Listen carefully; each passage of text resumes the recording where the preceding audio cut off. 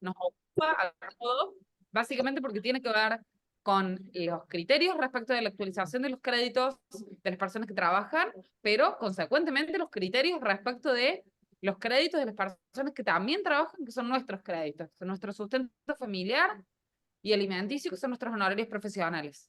En ese sentido, Leonardo Lergentieri, además, hace muy poquito, hasta hace muy poquito, fue abogado de pasillo, igual que nosotros, igual que cualquiera de nosotros. Hoy es vocal de cámara y además, segundo,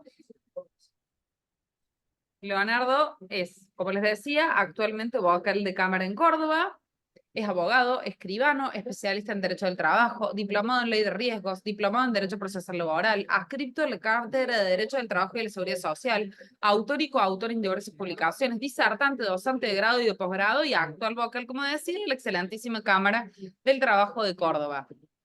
Bueno, qué decirles, nada, antes de darle la palabra a quien es el real protagonista en esta tarde, agradecerle a Mati Benedetto que nos acompañe en cada una de las capacitaciones y que es parte de nuestra agrupación, que hoy soy yo el que les estoy dando la bienvenida, pero en la agrupación somos muchos.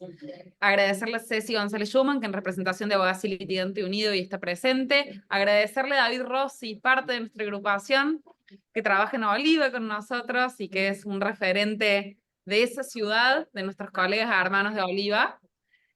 Agradecerles mucho a cada uno de ustedes por conectarse hoy y volver a aclararles una vez más que para nosotros, para la agrupación Abogacía Renovada, que pretendemos a partir del 18 de abril tener la conducción del Colegio de Abogados de Villa María, para nosotros una de nuestras banderas es la capacitación gratuita y permanente, porque la capacitación gratuita es la única posibilidad de que todos los abogados tengamos las mismas posibilidades a la hora de litigar y que no se genere la injusticia de que un colega más rico pueda capacitarse y otro que no tenga dinero no pueda hacerlo.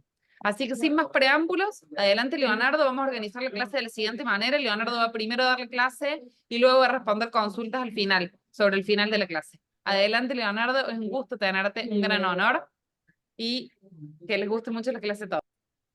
Bueno, muchas gracias Itati, gracias por invitarme. Gracias a Abogacía Renovada, también a Alu, que veo que se ha hecho cargo también de la difusión.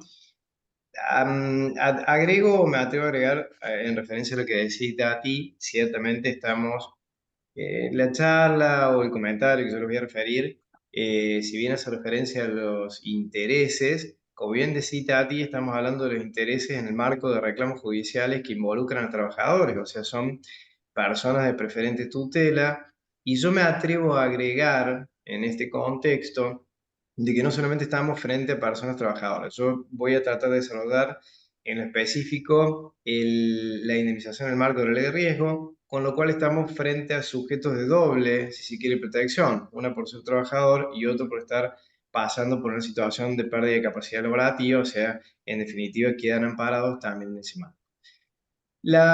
También debo advertir a priori que mi idea no es darles una solución, aquel que esperaba una solución no es el proyecto de esta charla. La idea es hacerles un repaso por las diferentes jurisprudencias de los juzgados y de las salas de Córdoba y quizás en algunos otros tribunales cimeros de digamos, nuestro país. Pero como dije, no es la idea darles una solución, de hecho es un tema muy controvertido, hay diferentes planteos, hipótesis, posturas, todas ellas atendibles, y la idea es que ustedes cuenten con esas herramientas para, según el caso, decidir cuál es la que consideran que mejor se ajusta al caso que les toque defender o representar. Voy a compartir pantalla, si el sistema me lo permite. Así se facilita que me vayan siguiendo y también me permite a mí establecer un orden en la charla. No sé si se ve allí la filmina.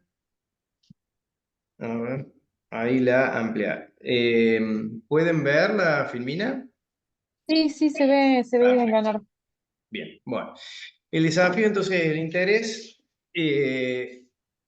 para hacer un pequeño repaso conceptual sobre lo que vamos a hablar. Ustedes saben, el interés judicial, en definitiva es aquel interés que marca el magistrado a la hora de resolver el conflicto, está enmarcado con diferentes reglas. Una de ellas, nosotros sabemos que en nuestro sistema normativo existe la prohibición de indexar. O sea, en principio la norma, la regla, es que digamos, el magistrado no puede actualizar o no debe actualizar un crédito, actualizar entendiendo cómo traer un valor histórico al momento presente. Y esta norma que prohíbe la actualización para los casos que no estén previstos específicamente por la normativa, es una norma de rango, es una norma que la Corte Suprema ha reiterado en diversos precedentes su constitucionalidad y asimismo también ha marcado que estamos frente a una normativa de orden público, en un precedente relativamente reciente, del 20 de febrero del 2024, en ese que yo cito allí al pie de la filmina, la Corte hizo suyas las palabras del procurador, y en este caso es un supuesto muy interesante porque se trató, si bien no era un crédito específicamente laboral, sí era un crédito en el marco de un proceso de familia, o sea, era un crédito considerado alimentario.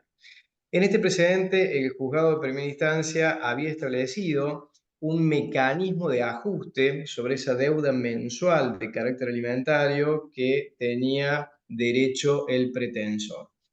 Este fallo de primera instancia fue recurrido ante la Cámara, pero lo interesante es que no fue recurrido específicamente por el mecanismo de ajuste, fue recurrido por otras cuestiones.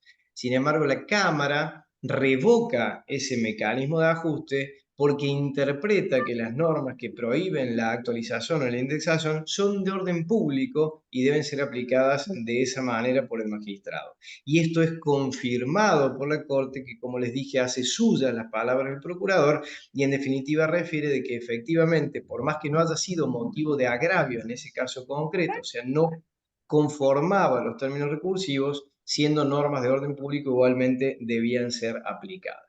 Entonces, el desafío que se nos presenta a los magistrados es intentar procurar una recomposición indirecta del crédito, sabiendo de que está esa limitante que no nos habilita a actualizar en la generalidad de los supuestos.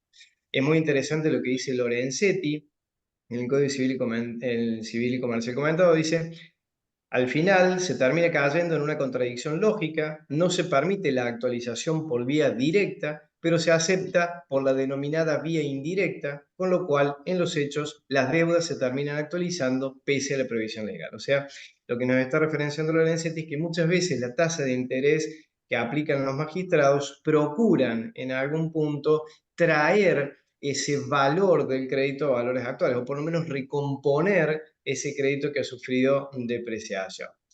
A ver si me permite pasar. Bien. ¿Cuáles son los objetivos que en general se marcan en relación al interés judicial? Debo hacer una advertencia a priori. Yo les voy a referenciar aquellos objetivos que, según la doctrina mayoritaria, deben ser considerados a la hora de fijar un interés judicial. ¿Y por qué hago esta advertencia?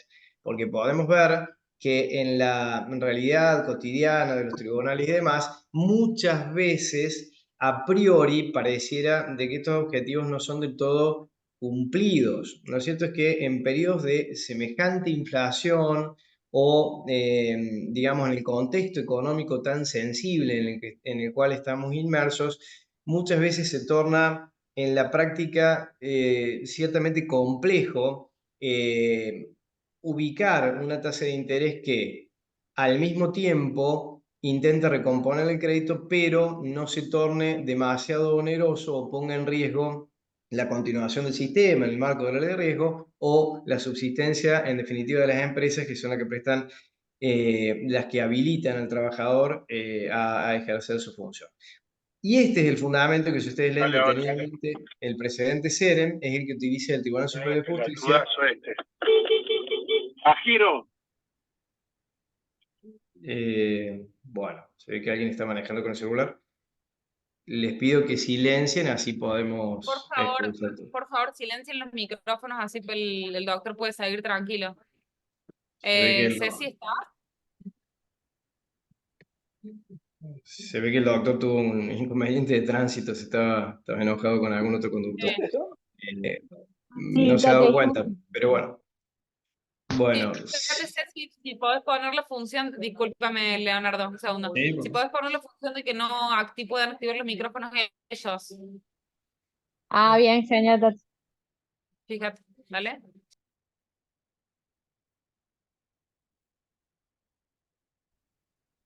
Bien.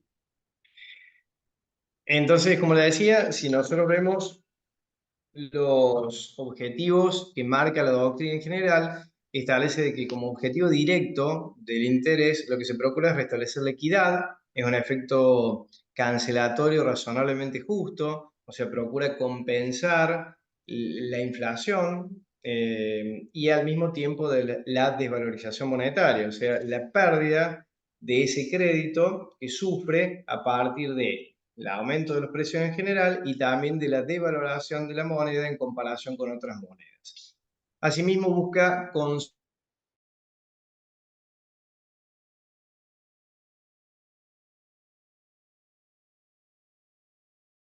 Leonardo, te has silenciado sin querer, no se te escucha.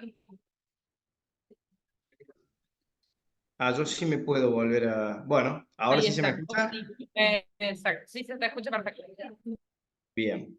Entonces no sé dónde quedé, pero básicamente, como decía, el objetivo directo del interés es restablecer la equidad, o sea, buscar un efecto cancelatorio razonablemente justo. Para eso lo que procura es compensar la pérdida del valor adquisitivo a través de la inflación, por el aumento generalizado de precios, y también establecer algún parámetro para lograr recomponer el valor del crédito frente a la devaluación, que es la pérdida del poder adquisitivo de la moneda frente a otras monedas o frente a otra comparativa. Y como segundo objetivo, lo que se busca es además indemnizar el daño adicional que se provoca por la demora en el cumplimiento de la prestación.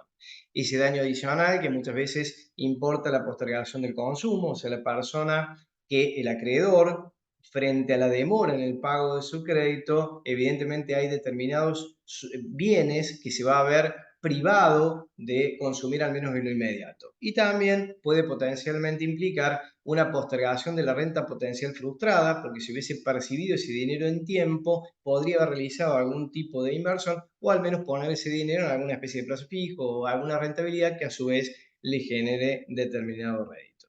Y esos son los objetivos directos que podemos encontrar en la doctrina en general. A su vez, como indirectos, se procura desalentar el negocio financiero que pueda hacer el deudor, poniendo ese dinero en otro sistema que le genere un rédito y luego poder pagar o cancelar el crédito con ese resultado. Reducir la litigiosidad. Si el interés que aplicamos es demasiado bajo, esto va a alentar el incumplimiento, la morosidad y la especulación. Y en definitiva también tratar de evitar la negociación a la baja, o sea que la persona del acreedor se vea en una situación donde le convenga más celebrar un acuerdo, por más que sea un mal acuerdo, que esperar un resultado futuro con el contexto inflacionario en el cual estamos. El problema, como les dije, es que al mismo tiempo hay que procurar no aplicar un interés que sea demasiado excesivo ni desproporcionado.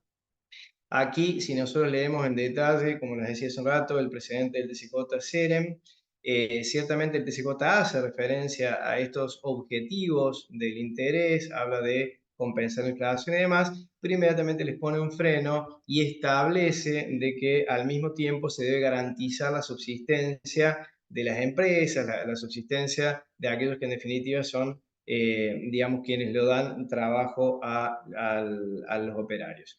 Y en el marco de la ley de riesgo, el mismo precedente Seren también ha sido replicado en otros precedentes y de esta forma ha, digamos, solucionado o ha traído una respuesta a un interrogante de muchos que planteaban si Seren era aplicable también a la ley de riesgo, siendo que las RT no son aquellas que en definitiva le otorgan o donde trabaja el acto.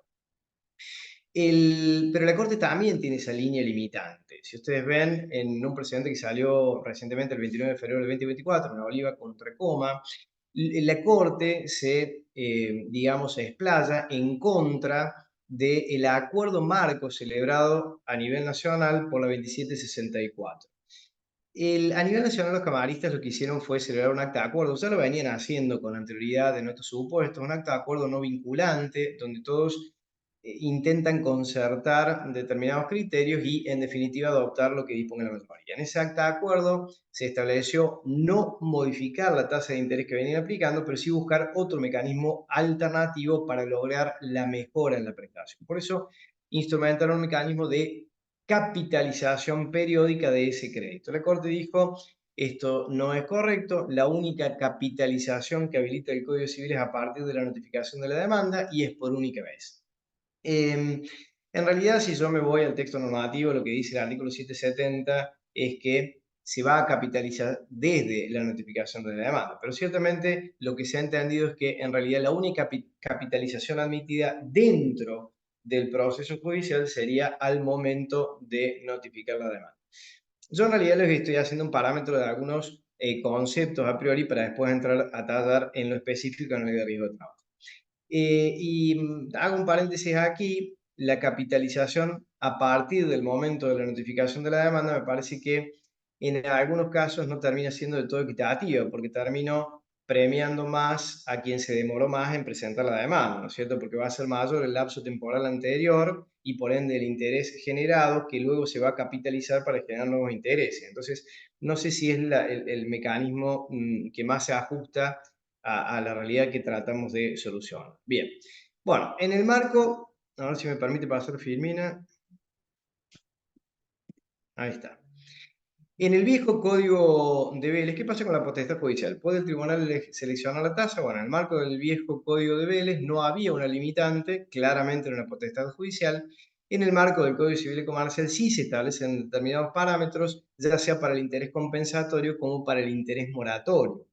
Para ambos, la primera opción que tiene que escoger el magistrado, dentro de las hipótesis posibles que están previstas en la normativa en orden de prelación, o sea, si va la primera, no va la segunda, en ambos supuestos, la primera opción que tiene el magistrado es el acuerdo de partes, lo que las partes habían determinado en función del interés. Ciertamente, en la ley de control de trabajo o en el marco de la ley de riesgo, difícilmente las partes se pongan de acuerdo para fijar un interés aplicable. De hecho, si así lo hicieran, teniendo en cuenta el principio intuitivo, la protección del trabajador y su imposibilidad de negociar en paridad, tampoco tendría del todo una validez aplicable al caso. La segunda alternativa es lo que marquen las leyes o los usos. En el marco de la ley de riesgo vamos a ver que específicamente la norma establece un concepto o un interés legal en la 24.557 para la 27.348. Ya vamos a ver si en realidad habla de un parámetro de actualización de interés, pero a priori sería un interés legal. Y como residual, en el compensatorio sí deja la potestad o el árbitro al juez, mientras que en el moratorio dice que en todo caso un subsidio va a tener que aplicar aquella tasa que establezca la reglamentación del Banco Central. Si yo me voy a la reglamentación del Banco Central, descubro sin mayor dificultad que el Banco Central no establece una tasa de interés aplicable para los procesos judiciales, y mucho menos para los laborales. Lo que hace el Banco Central, en definitiva, es regular las tasas que van a aplicar las diferentes entidades financieras, pero para establecer hipótesis de otros supuestos. ¿Cuál es la ganancia que espera el banco? ¿Cuáles son los gastos que tiene que afrontar? O sea, no es una tasa que esté pensada para un proceso judicial. Entonces, en definitiva, lo que ha dicho la doctrina es que el magistrado sigue conservando la potestad para elegir o escoger la tasa aplicable, así lo dijo el TCJ en Nassi contra Rosli, y que en definitiva estas tasas financieras son una especie de canasta de tasas dentro de las cuales el magistrado puede escoger aquella que mejor se adecue al caso concreto. Bien, la Corte tiene dicho que los intereses aplicables a los créditos laborales es una materia ubicada en el espacio de la razonable discrecionalidad de los jueces de la causa. Igualmente, tanto el TCJ como la Corte, cuando consideran de que hay un interés aplicado que excede, digamos, que es demasiado excesivo, demasiado bajo, ingresan al tratamiento del agravio y terminan modificando esa tasa de interés aplicable claramente en un intento de unificar las tasas en los distintos tribunales. Con relación al interés compensatorio en el marco de la ley de riesgo, hay una observación más que quiero referenciar. Nos ubiquemos ya dentro del marco de la ley de riesgo. Nosotros sabemos que habitualmente cómo ocurre la situación. ¿Cuáles son los objetivos de la ley de riesgo? El principal objetivo es evitar que el daño ocurra. Bien, si el daño ocurre, el segundo objetivo es intentar repararlo. Para eso existen las prestaciones en especie, tratamiento médico, farmacológico y demás. Y el tercer objetivo residual es indemnizar ese daño. O sea, ocurrido el daño, la persona sufre una pérdida de capacidad laborativa. Si bien el derecho al cobro de la prestación indemnizatoria nace a partir del mismo momento en que ocurre la contingencia, y así lo establece el artículo 2 de la 26773, Lo cierto es que la cuantía de ese crédito, el monto que tendrá derecho a cobrar ese trabajador, no nace a partir de ese momento, sino que, como dije, aparece a priori un periodo donde se intenta recuperar el daño con prestaciones médicas en especie y demás, y una vez concluida esa etapa de tratamiento, cuando ya exista un daño que no pueda ser reparado, un daño consolidado, permanente, a partir de allí se va a cuantificar el importe y va a dar nacimiento a la posibilidad de liquidar esa prestación indemnizatoria. ¿Por qué hago esta aclaración? Porque claramente el interés, si yo me baso en términos de mora, solamente debería ser computado a partir del momento en el cual puedo practicar la liquidación, porque con anterioridad a ese periodo, la RT no estaría en mora en términos reprochables, porque ni siquiera queriendo puede pagar, porque no sabe cuál es el porcentaje de incapacidad que va a indemnizar. Entonces, en ese primer estadio, lo que vamos a aplicar es un interés compensatorio. La diferencia es que el interés moratorio viene a castigar la mora, mientras que el compensatorio viene a completar la demora, que no necesariamente es voluntaria por parte del RT, pero sí es un periodo temporal que amerita ser compensado en dinero en favor del trabajador que fue víctima del siniestro. Bien, bueno, ¿cuál es el interés que marca la ley de riesgo de trabajo? O actualización, según la postura que asumimos. A priori, fíjense, el artículo 11 de la 2748, que ya lo vamos a analizar, ha sido modificado. Bueno, básicamente lo que dice el TCJ es que por la prestación indemnizatoria lo que se procura es la compensación de la pérdida de la capacidad de ganancia. ¿Dónde está regulado esto? Como dije, en el artículo 11 de la 27348. Allí se establece, fíjense lo interesante de esta cuestión, lo complejo de esta cuestión, que estamos frente a una hipótesis de una norma dictada por un legislador que fue luego reglamentada por un poder ejecutivo que a su vez ha sido modificada o complementada por la Superintendencia de Riesgo de Trabajo. O sea, vemos cómo hay distintos organismos que han venido interviniendo para intentar establecer cuál sería el mecanismo de interés o ajuste en estos supuestos. ¿Qué dice la norma de ley de riesgo de trabajo en cuanto a la forma en la cual se debe calcular la indemnización o la prestación indemnizatoria? Trae 4 componentes: el número 53, que es un número fijo, no se va a alterar; el IBM, que es el ingreso base mensual; el coeficiente etario, que es el valor de la víctima en el momento del accidente, dividido el valor jubilatorio; y el porcentaje de incapacidad, que es esta pérdida de capacidad laborativa de carácter permanente, que va a ser merituada a medida conforme los baremos, para así poder establecer los 4 componentes que hace falta en la fórmula para establecer la cuantía de la prestación indemnizatoria. De estos 4 componentes, claramente el único que admite ser actualizado es el que tiene un valor dinerario, que es el IBM. Los otros 3 son componentes fijos o que nada tienen que ver con un monto especificado en dinero. Entonces, sobre ese factor es que trabaja el artículo 11. Vamos a ir viendo cada uno de los incisos. Este artículo 11 de la 2748, que viene a modificar el 12 de la 24557, tiene 3 incisos y cada uno de esos incisos contempla un estadio distinto. El primer inciso hace referencia a la posibilidad de actualizar las remuneraciones que se toman para el cálculo del IBM desde la fecha de su devengamiento hasta la fecha de la primera manifestación invalidante. O sea, en la ley anterior, en la vieja 24557, lo que hacíamos era tomar los 12 sueldos anteriores al accidente, históricos, sin actualización. Se sumaban todos, se dividían y se sacaba un promedio. Actualmente la norma trae un parámetro para actualizar esas remuneraciones y no tomarlas ya a valores históricos, sino aplicar la tasa de variación del RIPTE mes a mes, desde la fecha de su devengamiento hasta la fecha de la PMI. Lo que procura es actualizar, o sea, traer ese valor histórico al tiempo presente. Si ustedes lo comparan con el artículo 245 de la Ley contra el Trabajo, vemos que la diferencia es que en las indemnizaciones por despido lo que se toma es la mejor remuneración normal y habitual de los últimos 12. Aquí se toma un promedio actualizado de los últimos 12. En este punto, esta norma, si bien fue complementada por el 669, no trae una gran modificación. Lo único que agrega el decreto 669 es que ese RIPTE, el que debemos tomar, es el que es elaborado y difundido por el Ministerio de Salud y Desarrollo Social.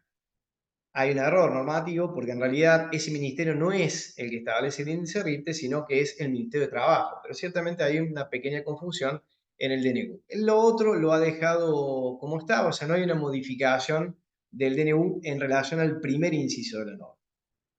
El RIPTE, como todos ustedes saben, es la remuneración, es el promedio del incremento que experimentan las diferentes remuneraciones de los trabajadores que están nucleados en los diferentes convenios. O sea, cada convenio colectivo establece una escala salarial, el RIPTE viene a reflejar esos aumentos que experimentan las remuneraciones de los trabajadores en general y a nivel país.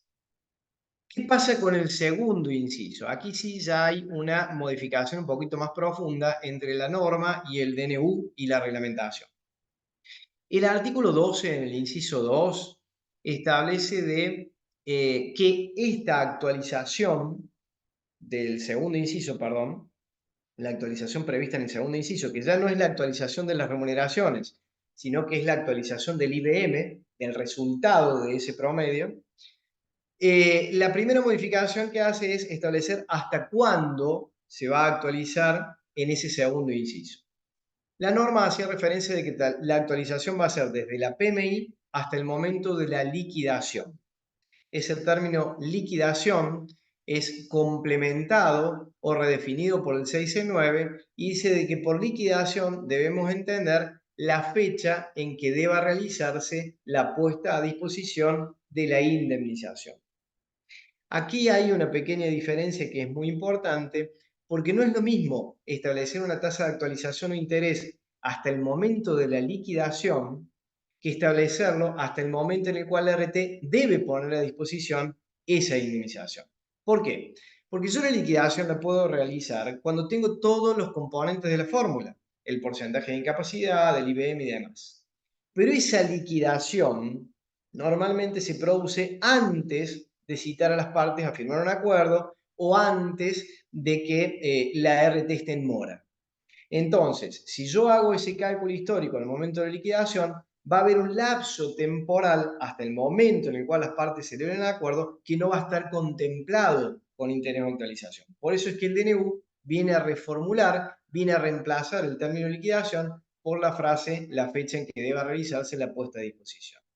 Y a su vez la resolución 1039 viene a redefinir este concepto y dice de que esta actualización de interés va a ser aplicado desde la PMI hasta la fecha de suscripción del acuerdo, ahí contempla con mayor precisión el lapso temporal a considerar, y si no, hasta la fecha de liquidación, que sería la hipótesis de una sentencia judicial en el momento en el cual se dicta la sentencia, si es con montos, o en el momento posterior cuando se realiza el auto integrativo de montos según el caso. Bien.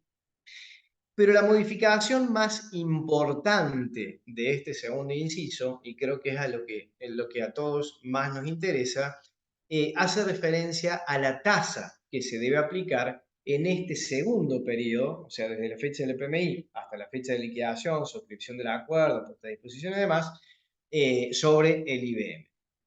Y el artículo originario, el artículo 11 de la 27348, establecía que se debe aplicar una tasa activa cartera general de 30 días. Bien, esta tasa es modificada por el DNU y la reemplaza por la tasa de variación del RIPTE, que a su vez luego va a ser modificada por la resolución 1039 por la frase simple sumatoria de variaciones diarias. Ya vamos a ver la implicancia práctica que estas modificaciones tienen, pero antes quiero detenerme en un pequeño detalle. Para muchos, esta tasa, como dije desde el comienzo, es un parámetro de ajuste y no necesariamente una tasa de interés. Llegan a esa conclusión porque si ustedes me han prestado atención van a percibir de que es una tasa que se aplica sobre uno de los componentes de la fórmula y no sobre el resultado de la fórmula. Entonces, para muchos, si hubiese buscado aplicar un interés, debió haber sido sobre el resultado de la fórmula y no sobre uno de sus componentes. Además, porque si vemos que el 669 habla de tasa de variación, la tasa de variación RIPTE es la misma utilizada en el primer inciso para actualizar las remuneraciones. Entonces, si allí escogió la tasa de variación para actualizar, suponen que en este segundo estadio, cuando habla también de la aplicación de la tasa de variación, lo que busca es actualizar. La distinción no es menor, porque si bien tanto actualización como interés tienen en concreto cierto objetivo en común, lo cierto es que la actualización habitualmente es solamente uno de los objetivos de la tasa de interés. Como dijimos al principio, uno de los objetivos a actualizar y el segundo objetivo vendría a ser compensar la demora. Entonces, si yo considero que esta norma solamente habla de actualización, podría, en algunos supuestos, darse la hipótesis de la necesidad de además agregar una tasa de interés. Bien, siempre y cuando respetando los límites que estableció la Corte y que hice referencia hace un rato y nuestro Tribunal Superior, de que la tasa no tiene que ser excesiva, etcétera, etcétera. Bien, bueno, volvamos a la reforma, la modificación entre tasa activa, tasa de variación y simple sumatoria. Veamos un ejercicio práctico para ver las diferencias que se reflejan en el caso concreto. Un caso testigo. Fíjense, si yo considero un lapso temporal desde octubre del 22 a mayo del 23 y aplico la tasa de Hernández o Serem, ese interés va a representar más o menos un 56% del crédito base. O sea, un incremento de más o menos del 56%. Si aplico la tasa activa en el mismo periodo, el incremento va a ser un poquito menor, va a ser más o menos el 54,9%. Si aplico la tasa de variación va a ser un poquito más, 60,41. Si aplico la simple sumatoria va a ser más o menos un 49 ese incremento. Como vemos, hay dos hipótesis que están por debajo incluso de Hernández, que son la tasa activa y la simple sumatoria, pero que en definitiva no estaría del todo desfasado, porque a diferencia de Hernández, nosotros en estos casos ya estamos partiendo de un capital actualizado. Recuerden, el inciso 1 actualiza las remuneraciones promedio, con lo cual se justifica una tasa de interés o actualización un poquito por debajo de Hernández. La que sí está por encima es la tasa de variación. Pero si yo considero incluso un periodo temporal más largo, fíjense en esta otra hipótesis, si yo tomo como fecha de PMI octubre del 2019 y considero el lapso temporal hasta junio del 23, si aplico a Hernández Beceren me va a dar un incremento promedio más o menos del 321%. Si aplico la tasa activa, me da un interés cercano al 186%. Si aplico la tasa de variación, estamos más o menos en el orden del 532%. Y si aplico la simple sumatoria, en el orden del 189%. Sabemos que ahí sí se dispara muchísimo más la tasa de variación en comparación con los otros intereses posibles. Incluso, y Hernández se mantiene como un término medio. Y fíjense el dato que también les aporto, en ese mismo periodo, si yo busco cuál es la inflación acumulada está más o menos en el orden del 575%, o sea, de las cuatro opciones, la que vendría, si se quiere, a compensar mejor el parámetro de la inflación es la tasa de variación. Bien, o sea, la del DNU 669 del 19. Bueno, acá les repito esta hipótesis de si estamos hablando dentro de las opciones de interés o actualización, bueno, ya se los expliqué hace un rato. ¿Cuáles son las distintas posturas jurisprudenciales que he relevado en la provincia de Córdoba? O sea, me refiero a si aplican tasa activa, si aplican tasa de variación, si aplican simple sumatoria, si aplican el DNU, si no lo aplican, si aplican la 27348, para qué periodo, cuándo, etc. Vamos a analizar los distintos supuestos que he relevado. Insisto, yo no estoy aquí buscando darles a ustedes la solución final de la cuestión, simplemente darles las herramientas para que ustedes opten por aquella que consideran la más coherente, la más acorde al caso concreto o a la situación en analizar.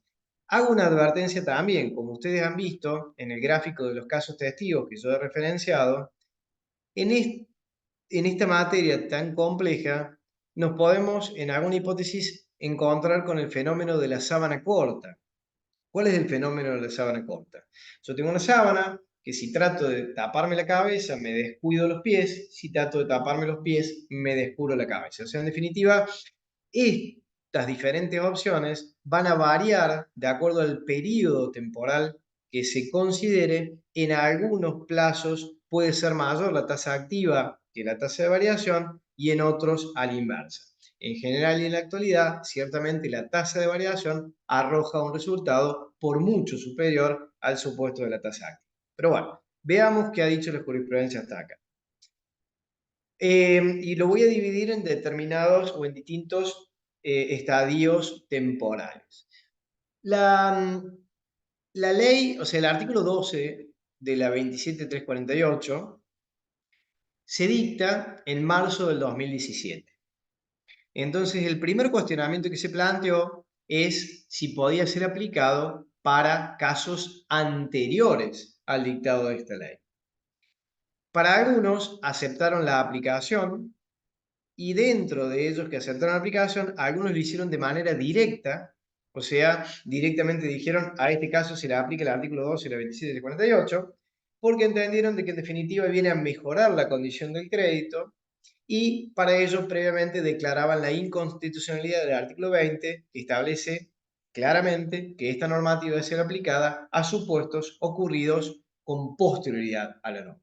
Bien, yo creo que aplicarlo de manera directa a casos anteriores ciertamente iría en contra del criterio de los tribunales cimeros. Tanto la Corte Suprema como el Tribunal Superior vienen sosteniendo de forma reiterada que la nueva ley se aplica a las contingencias posteriores y no admiten en general su aplicación retroactiva por más que vengan a mejorar la condición del crédito. Así en Expósito, Martín contra Mafra, Rosales contra Interacción, etc. Bien, pero también se presentó a aquellos que lo aplicaban de manera indirecta, como pauta para establecer el valor del justo. Recordemos cuando yo hice referencia al precedente de la Corte, cuando empecé a hablar en la Filmina, la Corte establece de que el desafío es establecer un parámetro, un parámetro objetivo que me refleje la realidad económica y que yo pueda utilizar de manera indirecta. O sea, no aplicarlo en forma directa, no decir se aplica el artículo 12, sino establecer una tasa de interés que a la postre dé un resultado similar a aquel parámetro objetivo que yo utilizo para establecer el valor de lo justo. ¿Se entiende? Que puede ser el artículo 12, puede ser el valor de la canasta familiar, puede ser el valor... Son distintos valores que reflejan la situación económica actual y que pueden ser utilizados para fundamentar, para justificar la tasa de interés escogida. Para la gran mayoría de la jurisprudencia, este artículo no debe ser aplicado a causas anteriores a la entrada de su vigencia, y así le cito el precedente del TCJ Garzón contra Galeno, que así lo especifica, y también el Superior Tribunal de Corrientes del 2021, Villalba contra Las Marias. ¿Qué pasa con relación a las contingencias posteriores al dictado de la 2748? Bueno, para la mayoría de la jurisprudencia la regla es que esa norma sí se aplicaría, o sea, vendría a reemplazar el interés de Hernández, Seren, etcétera, en la ley de riesgo. ¿Por qué? Porque ya estamos frente a un interés legal previsto por el legislador y por ende desplazaría la potestad del magistrado para escoger la tasa aplicada. Ahora esto me plantea un desafío. ¿Qué pasa en relación a las ART liquidadas? Ustedes saben que en general, cuando estamos frente a una hipótesis de una ART liquidada, se aplica la resolución 233 del 04 y la 29773 del 04, que establecen un interés a la baja. Se fijan de que solamente en esos supuestos se debe aplicar la tasa pasiva. Yo me pregunto, ¿esta reforma legislativa del 2017, posterior a las resoluciones de las ART liquidadas, viene o se podría interpretar que viene a modificarlas, que viene a reemplazarlas? Hay jurisprudencia que así lo ha entendido y ha aplicado esta norma en beneficio del trabajador, desplazando las resoluciones que le nombran. Así en la sala primera, la sentencia 58, Negrete contra Interacción, en ese sentido lo ha interpretado y ha aplicado esta mejora. si me preguntan, ciertamente yo creo que o sea, en mi opinión, no estoy tan convencido de que venga a derogar las resoluciones anteriores, porque en definitiva las resoluciones, digamos, vienen a regular un caso específico que son las RT liquidadas. Y si nosotros vemos los argumentos del Tribunal Superior de Justicia de por qué defiende esa tasa para mantener la subsistencia del fondo y demás, quizás siga aplicando la misma tasa a la baja que viene desarrollando en otros precedentes. Pero yo les traigo la jurisprudencia que he relevado para que ustedes la puedan analizar. Hay también una postura jurisprudencial de la sala quinta en específico, que entiende que ese artículo 12, si bien podría ser aplicado a las causas posteriores a la entrada en vigencia, es inconstitucional.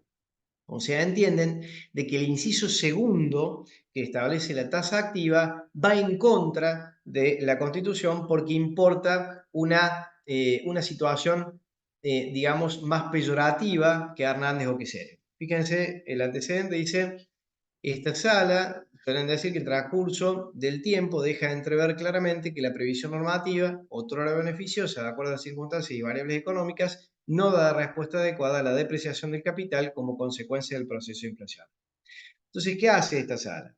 Aplica así el primer inciso de la norma, que sirve para actualizar, como yo dije, las remuneraciones y fijar el IBM, declara inconstitucional el segundo inciso, que contempla el estadio desde la PMI hasta la liquidación, y en su reemplazo aplica a Hernández, que es una tasa más beneficiosa, y sí aplica el tercer inciso de la norma, que establece una tasa activa para el momento a partir del cual se dicte la sentencia, o sea, ya cuando hay incumplimiento en el pago de la sentencia.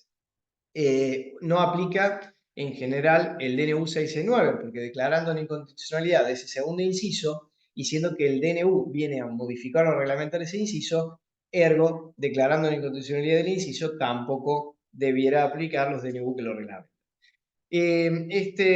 A modo de ejemplo, esta es una de las tantas sentencias, del 2023, Córdoba contra provincia. Bien, hay otras salas, bueno, hasta acá hemos visto lo de la 27.348, si se aplica antes o después de la entrada en vigencia y en su caso si es constitucional o no. La postura mayoritaria, bien debo decirlo, está por la aplicación a las contingencias posteriores a su entrada en vigencia. ¿Qué pasa con el DNU? El 669 que viene a reglamentar ese artículo 12. Acá también vamos a encontrar diferentes criterios jurisprudenciales. Hay quienes lo declaran inconstitucional, entienden que es una norma de inconstitucionalidad absoluta. Sostentan esta postura en relación a que fue dictado como un decreto de necesidad de urgencia, pese a que el Congreso estaba en funcionamiento, con lo cual no se justificaba esa situación o esa potestad legislativa que se arrogó el Poder Ejecutivo, porque debería haber cumplido con los mecanismos habituales para el dictado de las leyes, y además por cuanto no refleja en su texto cuál es la necesidad o la urgencia, por lo menos no lo refleja con aportes numéricos que permiten establecer con claridad esa ecuación. Para otros es una inconstitucionalidad del tipo relativa. Y es muy interesante esta postura, porque incluso quienes lo habían declarado a priori inconstitucional luego revirtieron esa posición, porque descubrieron que el DNU, que en una primera etapa arrojaba un resultado más desfavorable para el trabajador, a posteriori terminó arrojando un resultado más beneficioso. Entonces, interpretan que si bien no es válido como decreto de necesidad y urgencia, sí puede ser válido como un decreto delegado. Ustedes saben que la Constitución autoriza al Congreso a delegar en el Poder Ejecutivo la reglamentación de determinadas normativas.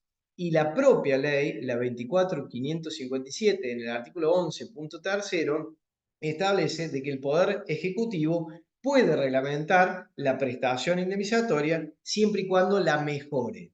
Entonces entienden de que si el DNU mejora la prestación, sería constitucional como decreto delegado. Bien. Para la mayoría de la jurisprudencia en Córdoba, por lo menos el que he relevado, sobre todo en los jueces de conciliación, entienden de que la normativa del DNU es constitucional y lo aplican. Y así lo entiende también el Tribunal Superior de Entre Ríos en el fallo que le cito ahí, Cretas contra IAPSE del 2023. ¿Qué pasa con este DNU con relación a las contingencias que hubiesen ocurrido antes de la 27348? Entienden la mayoría y nuestro tribunal también de que es inaplicable porque si viene a modificar la 27348 y la 2748 no es aplicable a las anteriores, el DNU tampoco. Bien, así lo ha establecido nuestro Tribunal Superior en Garzón y también el TCJ de Corrientes en Villalba contra las Marías. Hay otros que entienden que sí podría ser aplicado, porque el DNU ciertamente dice de que debe ser aplicado a todas las contingencias y todas es todas. Entonces entienden de que debería ser aplicado a las anteriores también. Hay una tercera postura que me parece muy interesante, vale la pena destacar, que entiende de que el DNU no debería ser aplicado a los efectos que se produzcan con anterioridad a la 27348, pero sí podría ser aplicado a los efectos que ocurran con posterioridad. Y siendo que el interés es un accesorio del crédito principal que se devenga mensualmente y por tanto es un efecto de ese crédito principal, podría ser aplicado este DNU para esos intereses que se producen con posterioridad de la fecha del dictado de la 2748, por más que la causa sea anterior. Bien, o sea, no lo aplico a los efectos anteriores, sí lo aplico a los efectos posteriores. ¿Qué ocurre en el interregno? O sea, el lapso temporal que sucede entre el dictado de la 27348 y el dictado del DNU, porque el DNU se dictó 2 años después de la ley que vino a reglamentar. Para muchos, esta reforma sería inaplicable, y ahí les cito en azul toda la jurisprudencia que así lo ha interpretado muchas de las salas de Córdoba, porque este DNU tuvo al menos 2 récords muy interesantes. La ley de riesgo ya tiene, por así decirlo, muchísimos desafíos, pero este DNU en lo específico tiene 2 récords que van a ser muy difíciles de superar. Primero, fue declarado inconstitucional el primer día de su entrada en vigencia por el doctor Segura. El primer día que entró en vigencia fue declarado inconstitucional. Y además, en lo inmediato no resultó aplicable porque en Buenos Aires se presentó un amparo que suspendió su aplicación. Entonces, con estas dos consecuencias, se interpreta de que no debería ser aplicado en este interregno por toda la discrepancia que generó en el momento de su dictado y porque en definitiva viene a modificar sorpresiva imprevisiblemente la ecuación económica entre partes. Entonces, para muchos no debería ser aplicado en este interregno. Para otros sí es aplicable parcialmente a sus efectos y para muchos es aplicable lisa y llanamente a partir de la 27348, que es la norma que viene a reglamentar. Esa es la postura de la Corte Suprema de Justicia de Mendoza, también del Tribunal Superior de Entre Ríos y también de algunas salas de nuestra provincia. Todas ellas están allí citadas en la filmina que puedo, si así me lo piden, compartir, no tengo problema. El nuevo desafío. Hasta acá vimos la 27348, vimos el DNU. ¿Qué pasa con las resoluciones que vienen a reglamentar ese DNU? ¿Cuáles son las posturas de la jurisprudencia en Córdoba? Como dije, esta resolución reemplaza el concepto de variación por el concepto de sumatoria, con lo cual viene a reducir el importe del crédito o el importe de la prestación indemnizatoria en favor del trabajador. Y lo viene a reducir, como vimos en la explicación, bastante, a menos de 1/3. Bien.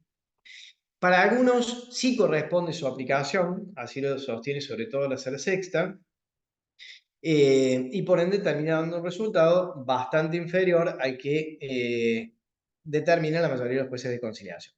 Con una particularidad, la Sala Sexta al principio aplicaba estas resoluciones de forma simple, o sea, decía, es la sumatoria y este es el resultado. Es mucho menos que aplicar la variación. Luego, entiendo yo, descubrieron de que había una diferencia muy grande, entonces optaron por aplicar a esta sumatoria, además, un interés adicional. O sea, digamos, asumen este criterio que yo les hacía referencia, de que la norma vendría a ser un parámetro de ajuste al cual todavía resta agregarle una tasa de interés. Entonces, aplican la simple sumatoria, pero le adicionan un interés que puede variar entre el 2 o el 3%, siguiendo Seren y demás, pero solamente en el componente retributivo. Seren, el interés que se aplica en Seren o en Hernández es un interés compuesto, tiene dos componentes, la tasa promedio pasiva y además un componente retributivo del 2 o el 3% como un mecanismo de ajuste cuando esa tasa bancaria luce desfasada, insuficiente y demás. Entonces lo que hacen es aplicar esta tasa activa, pero lo complementan con este componente de ajuste del 2 o el 3% de acuerdo al periodo a considerar. Bien. Bueno, acá les traigo también otro precedente del Tribunal Superior de Justicia de Río Negro, perdón, que es Leiva contra Esparta. Acá este Tribunal Superior entendió de que efectivamente hay que aplicar las resoluciones por cuanto son derecho vigente y que la interpretación correcta de las resoluciones es aplicar la sumatoria y no la variación. Pero ciertamente en este precedente el Tribunal Superior hace una reserva y dice, yo en este caso voy a aplicar la sumatoria porque nadie planteó la inconstitucionalidad de la resolución. Si hubiese sido planteada la inconstitucionalidad, quizás el resultado del fallo fuese otro. Dentro de los juzgados también les comparto que muchos de los tribunales entienden que el artículo 3 de la resolución 1039 es inconstitucional y por ende terminan aplicando el DNU 669, o sea, el índice de variación, porque entienden que estas resoluciones que modifican a la baja la tasa aplicable importan una repugnancia manifiesta, un exceso reglamentario. ¿Por qué exceso reglamentario? Porque recordemos, la norma autorizó al Poder Ejecutivo a mejorar la prestación. A su vez, el Poder Ejecutivo delegó en la superintendencia la posibilidad de reglamentar. Pero si delegó, tendría que haber delegado un poder que tenía, una potestad que tenía, que era mejorar. Y esta resolución claramente reduce. Por eso es que también se cuestiona su constitucionalidad. Además, porque altera el espíritu de la ley y demás, etcétera, etcétera. Lo han entendido inconstitucional el Superior Tribunal de Entre Ríos, la doctora Kesselman, el doctor Gileta, la Sala Tercera en pleno, en el presidente Barrera contra la Segunda, el Superior Tribunal de Entre Ríos, que ya los referencié, entre otros. Otra postura de los juzgados de conciliación con relación al 1039. Para algunos juzgados, el doctor Santiago Moreno, Ficarra, entre otros, el fiscal civil y también algunas salas, consideran de que en realidad el 1039 es inaplicable a los supuestos de indemnización por riesgo. ¿Por qué llegan a esta conclusión? Si ustedes leen las resoluciones, esta en específico, van a ver que en los considerandos, en varios párrafos, habla de que esta tasa está prevista para, o que busca esa normativa, adecuar el régimen de las reservas que deben realizar las RT.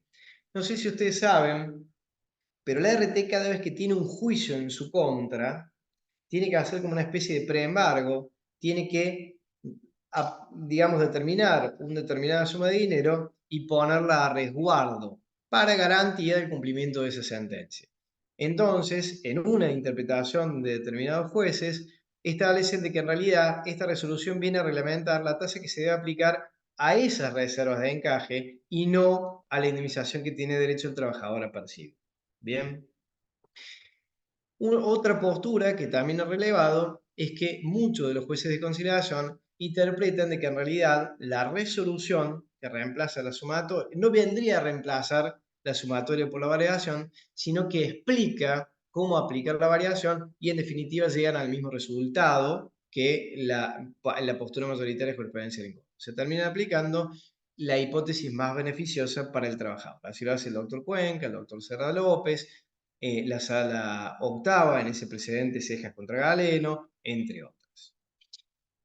En definitiva, lo que yo quiero remarcarles es que hay distintas posturas jurisprudenciales. Quiero agregar una cosita más dentro de todo este abanico y ya con esto termino.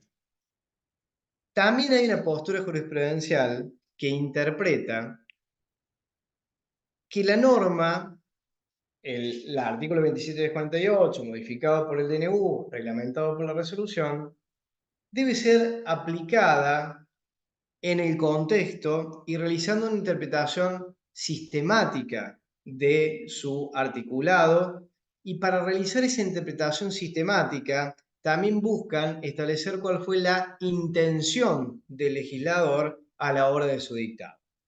Intención que en principio, entienden, se descubre a partir del análisis de los considerandos de esta normativa. Y si ustedes leen el considerando del 669, replicado en el considerando de las resoluciones 1039, van a descubrir al menos 3 objetivos específicos que se propuso el legislador al momento de su dictado. Compensar la inflación y actualizar surge de los considerandos como un desafío, expresamente habla de compensar la inflación, y si caemos en esa interpretación, lógicamente que la mejor forma de compensar la inflación sería por intermedio de la aplicación del índice de variación, porque en la comparativa del cuadro vimos que era la que más se acercaba a esa hipótesis. Bien. El segundo objetivo que establece la norma habla de reducir la litigiosidad. Bueno, aquí, para reducir la litigiosidad, lo que entiende gran parte de la doctrina es que debo aplicar un interés suficiente que desaliente la especulación, la morosidad, lo que dijimos en la primera filmina cuando iniciamos esta conversación. Y el tercer objetivo es velar por la subsistencia del sistema. Y aquí es donde se presenta quizás el mayor desafío, porque muchas veces sostienen las RT de que aplicar esta tasa de variación pondría en riesgo el sistema y podría comprometer la continuidad de las aseguradoras. Ciertamente, los importes que se determinan aplicando la variación son 4 o 5 veces más de los que resultarían de aplicar la sumatoria, e incluso son superiores a los que resultarían de aplicar la tasa activa. Y supuestamente el DNU vino a reducir la tasa activa porque la tasa activa era muy elevada. Entonces, en ese razonamiento, claramente lo que debería aplicarse es la sumatoria. Pero en la vereda de enfrente hay quienes sostienen de que cuando el Poder Ejecutivo dictó el 669, específicamente procuró establecer una tasa que no compromete el sistema y dentro de las alternativas viables escogió a texto expreso el índice de variación. Entonces, si el Poder Ejecutivo que hizo ese análisis en su momento escogió la tasa de variación, no tendría argumento sostener hoy que esa tasa de variación compromete el sistema. A la cual se agrega que en el propio DNU, si yo lo analizo, claramente cuando el Poder Ejecutivo escogió la tasa de variación, lo hizo porque consideró que esa tasa de variación es la que refleja con mayor naturalidad la ecuación que viene a reglamentar. ¿Por qué? La tasa activa, establecida en la ley, es una tasa financiera. Es una tasa que fija una entidad bancaria y no es una tasa pensada específicamente para un crédito litigioso, sino para otras realidades del sistema financiero.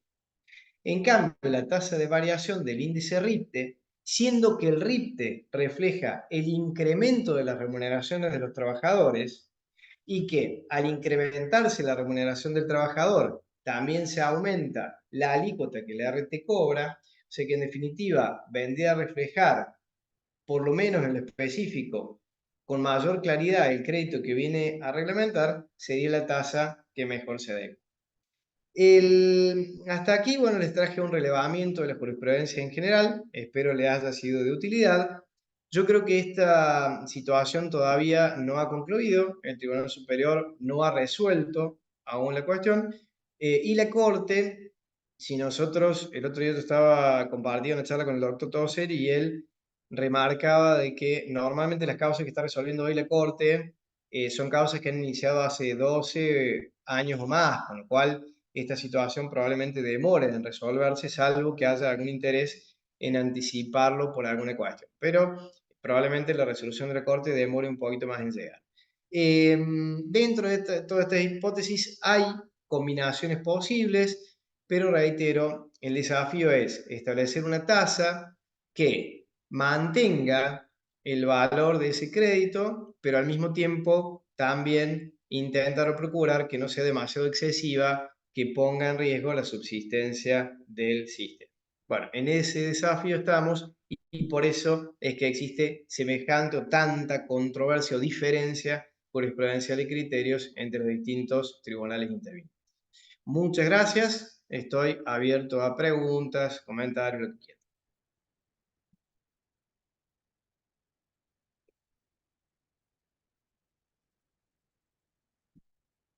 quieran. ¿Alguien tiene alguna pregunta, algún comentario?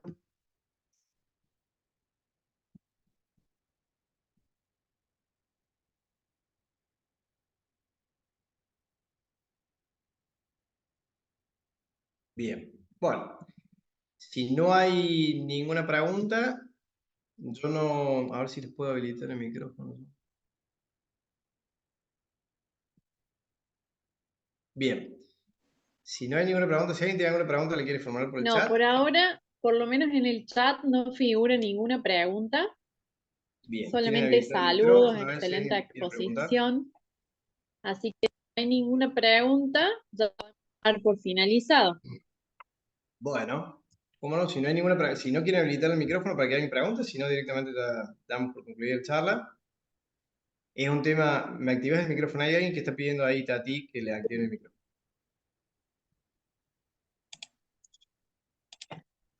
A ver, ahí te sale, Tati.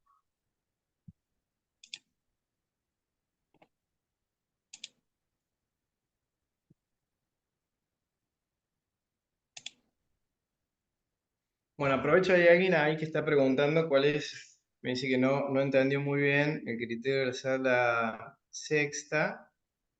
Bien.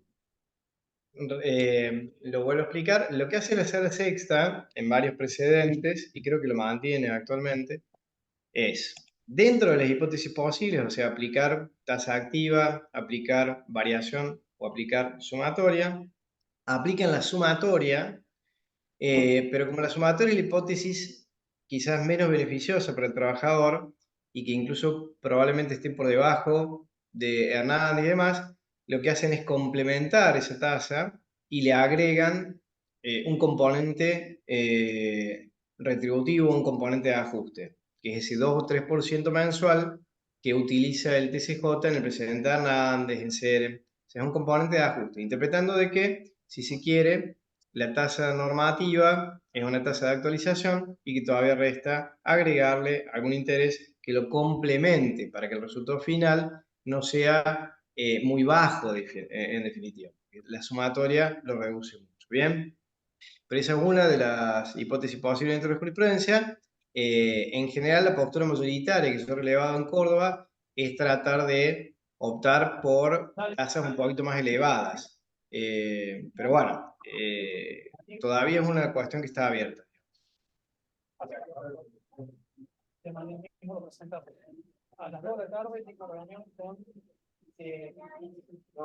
Bien, no sé si hay alguna otra pregunta. Ahí nos estamos fijando en el chat a ver si hay alguna otra pregunta.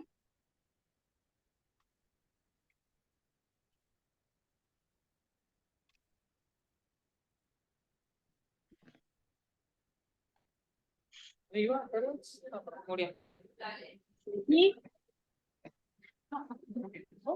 Ahí leo que hay una pregunta de Matías René Ruiz que dice, a ver, un segundito que se me fue.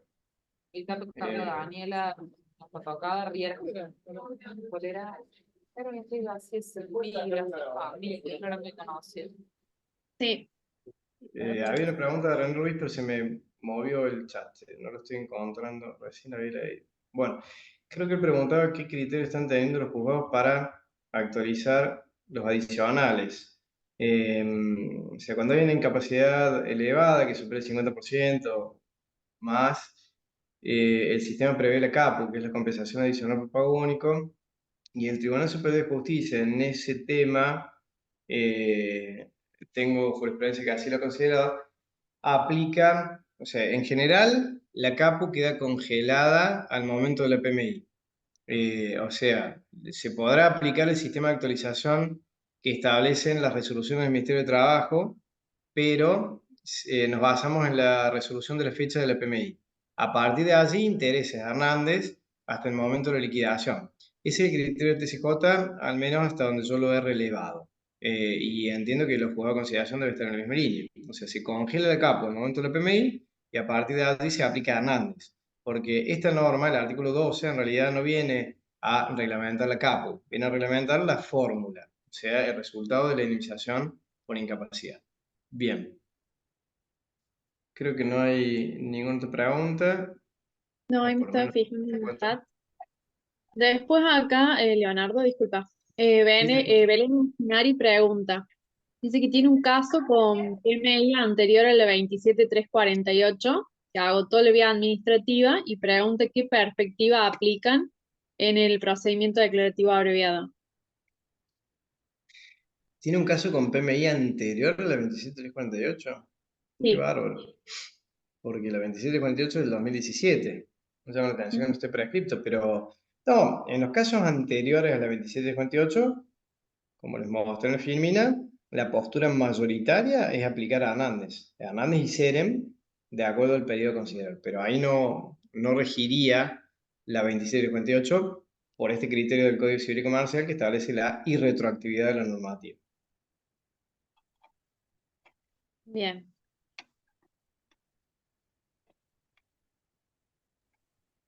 Ahí hay una pregunta más, me parece, Sofía. Sí, ahí me estaba fijando. Y después acá Federico Ruiz pregunta, la SRT, ¿qué aplica? ¿Quién?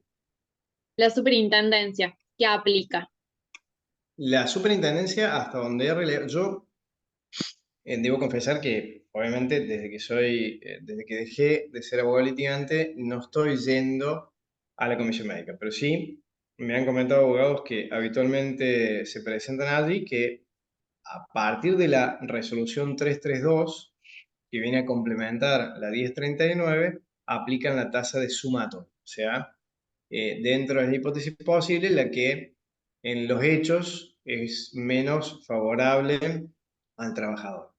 Tengo que anticipar una cuestión.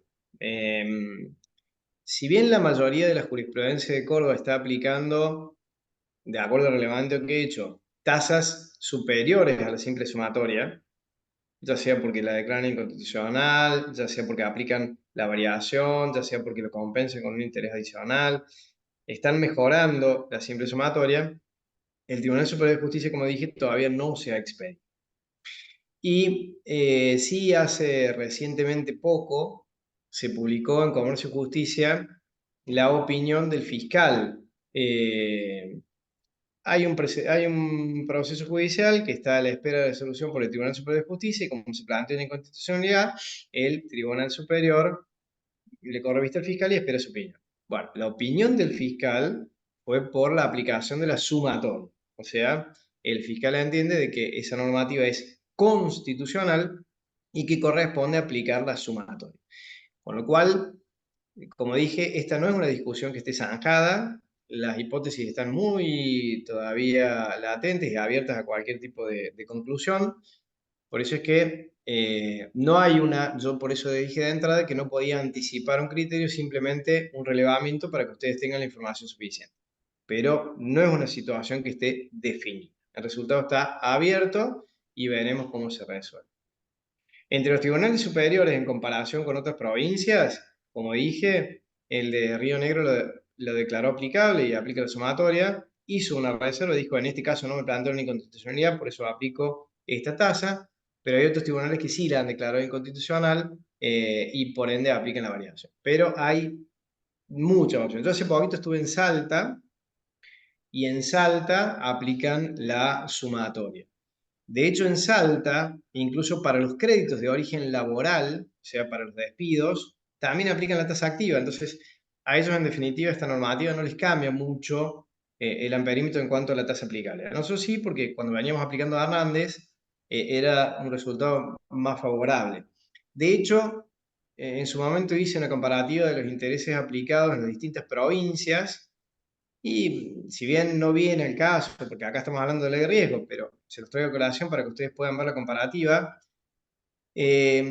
Nosotros a nivel país, uno de los objetivos que se marcó esta ley de riesgo fue tratar de lograr una equidad, una igualdad entre la tasa aplicable a las distintas jurisdicciones, porque si no se daba la hipótesis donde en Buenos Aires cobraron una cosa, en Córdoba otra, en Santa Fe otra. Bien. Lo cierto es que el interés que se está aplicando, y ese mismo objetivo fue el del Código Civil, cuando trató de establecer que el magistrado opte por una tasa financiera, por más que después la jurisprudencia dijo no, va a seguir eligiendo la tasa el magistrado, pero lo cierto es que lo que se buscó fue tratar de unificar las tasas. Si yo hago una comparativa a nivel nacional, con la última resolución de las cámaras de Buenos Aires, el interés que ellos aplicaban estaba más o menos en el orden del 125% en comparación con la inflación. O sea, si la inflación era el 100, el interés que ellos aplicaban representaba un incremento de más o menos el 125, o sea, superaba el índice de inflación. Nosotros con Hernández y Seren estamos por debajo del índice de inflación, debemos estar más o menos en el orden del 60% por ahí, pero si yo me hago una comparativa con las distintas provincias, somos una de las provincias que aplica un interés más elevado en comparación. Muchas están en el orden del 15-20% en comparación con la inflación, o sea, muy por debajo de lo que se aplica en Córdoba.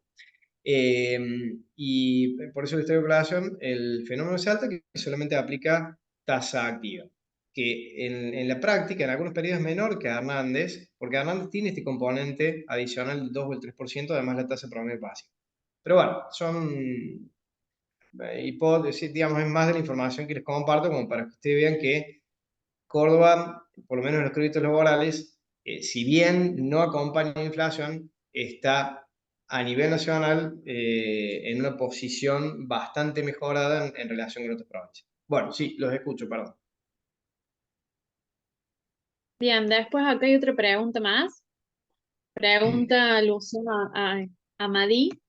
Dice, lo correcto sería plantear la inconstitucionalidad del artículo 12, segundo apartado de la ley de riesgo, para evitar tratar la aplicación del DNU y las resoluciones de la SRT 1039 y 332.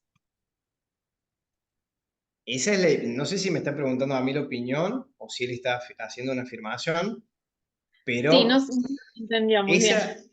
esa es la postura de la Sala Quinta. O sea, la Sala Quinta, como les dije hace un ratito, declara la inconstitucionalidad de inciso segundo, directamente con eso se salva, si se quiere, de ingresar al análisis de las resoluciones del NU y sigue aplicando a Hernández. Es una solución muy práctica, es una solución plausible, como todas las otras, porque están bien fundadas. Por eso yo dije, yo no les voy a dar cuál sería la mejor opción, porque ciertamente todavía es un desafío. O sea, les doy las diferentes opciones. Ustedes podrán estar a la que mejor les resulte fundada. Pero esa es la postura de ser quinta. Declaran inconstitucional el inciso segundo y a partir de ahí aplica Hernández y Serem. Pero no es la postura mayoritaria a nivel provincial. Sí, acá aclara que era una consulta a modo de opinión, Bien. o sea, opinión del expositor. Bueno, yo no quiero opinar mucho, porque me parece que lo lindo es que ustedes tengan toda la información y ustedes pueden sacar conclusión. Pero bueno, lo que sí puedo decir es que la postura de la Sala Quinta, como dije, es muy práctica. O sea, nos libera de un montón de discusiones, más allá de que no sé si las RT van a dejar firme esa hipótesis, porque evidentemente es más perjudicial que aplicar la sumatoria, que es lo que ellos defienden en su mayoría, porque es la hipótesis, claramente la van a defender porque es la hipótesis que da un resultado menor frente a las otras alternativas. Pero es una solución muy práctica y tiene su fundamento, como muchas otras, porque ciertamente, en el caso de Córdoba por lo menos, si yo aplico el criterio de la sumatoria, en muchos periodos termina arrojando un resultado menor al que obteníamos de aplicar a Hernández Uceren. O sea que hay una, digamos, en términos comparativos, una reducción del crédito en procesos judiciales actuales en comparación con los procesos judiciales anteriores a la 27.48. Bien. Bien, por ahora no hay ninguna otra pregunta más en el chat. Sí, Bueno, aprovecho para responder algunas cuestiones que han estado preguntando. Si va a quedar en el canal de YouTube, sí lo vamos a dejar luego en el canal de YouTube. Y también aprovecho para invitarlos a las próximas actividades. Una va a ser sobre derecho ambiental la semana que viene. Y este día viernes hay otra actividad sobre derecho laboral y discapacidad. Tati, ¿vos querés decir algo? Sí, claro que sí, estaba esperando que termines, Ceci. Bueno, agradecerle profundamente, Leonardo. Es un tema que hoy es trascendental para el ejercicio profesional. Entiendo que muchas cosas también es de una gran generosidad porque están todo el tiempo con este tema, hoy los vocales de cámara, así que gracias, Leonardo, gracias por tanta generosidad, gracias por la solidaridad de compartir tus conocimientos con nosotros, como siempre es un placer, un honor haberte tenido, gracias a cada uno de los colegas por habernos acompañado, como siempre es una forma de encontrarnos, la profesión muchas veces nos lleva a ser muy solitarios, así que estas capacitaciones es una forma de formarnos en equipo.